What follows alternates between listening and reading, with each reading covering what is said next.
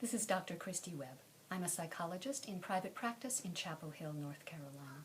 One of my areas of expertise is substance abuse, including compulsive overeating, and I'm also a DBT therapist.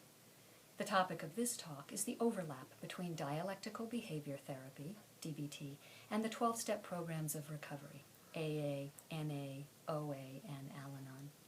Each uses different language to talk about the same set of skills. Recovery in the 12-step programs begins with acceptance of being an addict, alcoholic, or compulsive overeater. DBT agrees and teaches the skill of radical acceptance of any situation that you cannot change.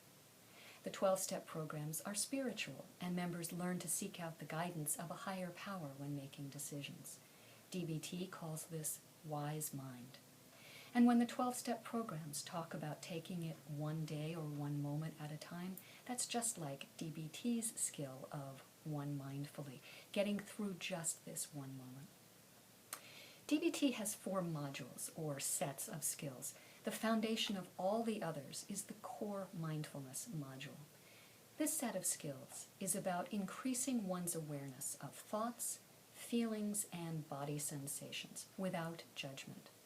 Core mindfulness teaches people to surf their urges to self-harm or to make situations worse.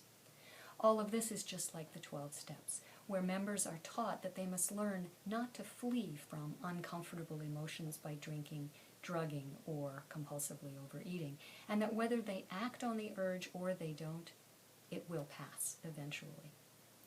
The next module in DBT is interpersonal effectiveness, which is all about learning to ask for what you want or say no and be taken seriously. In the 12-step programs, the tools of sponsorship and meetings teach members to have healthy relationships with other human beings, and steps 4 through 10 teach members how to attend to those relationships. Just as in DBT, the 12 steps emphasize the importance of balancing the demands of others with the need to take care of oneself. Self-respect and even some appropriate selfishness are encouraged and rewarded in both approaches. If you don't take care of yourself, who's going to take care of you?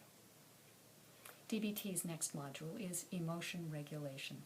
This set of skills teaches the emotionally sensitive person to dial down the volume on the emotions or to lower the emotional temperature. Likewise, the 12-step programs have tools that reduce the likelihood of becoming emotionally dysregulated. 12-step programs say, halt. Don't let yourself get too hungry, angry, lonely, or tired. DBT uses the skill called please. Treat physical illness, eat the foods and the amounts that are right for you, avoid mood-altering drugs, get the amount of sleep that's right for you, and do the amount and type of exercise that works for you. The 12 steps focus on gratitude for what is rather than anger about what is not. DBT calls this accumulating positives. The 12 steps say, when you have the urge to drink, that's the time you need to go to any lengths not to. And when you don't want to go to a meeting, definitely that's the time to go. DBT has a skill called opposite to the emotion action. Act opposite to that emotion that is driving you to your old behavior of avoiding, self-harming, or making matters worse. The final module of skills in DBT is called distress tolerance. These are the crisis survival skills, and they're useful when you can't make a situation any better, but you don't want to make it any worse, and you don't want to go back to the old ways of coping. Both DBT and the 12-step programs seek to help members decrease impulsivity and reactivity by using skills or tools such as writing, the telephone, reading, going to meetings, or helping somebody else before engaging in the problem behaviors. The slogan, think before you drink, is the equivalent of DBT's skills of using the pros and cons.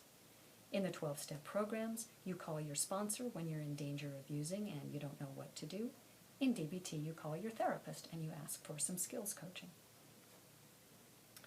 Working the 12 steps is a lifelong process. There's no cure for alcoholism or addiction or compulsive overeating, although the progress of the disease can be arrested and the person can be in remission from it. The same is true of DBT. It's a lifelong process to build and maintain a life worth living. Those in recovery never complete the 12 steps. They go through them over and over and over again. Similarly, even though people can graduate from DBT skills classes, they never stop using their skills. In both cases, the key to recovery from misery and despair is practice, practice, practice, and then practice some more. Thanks for watching.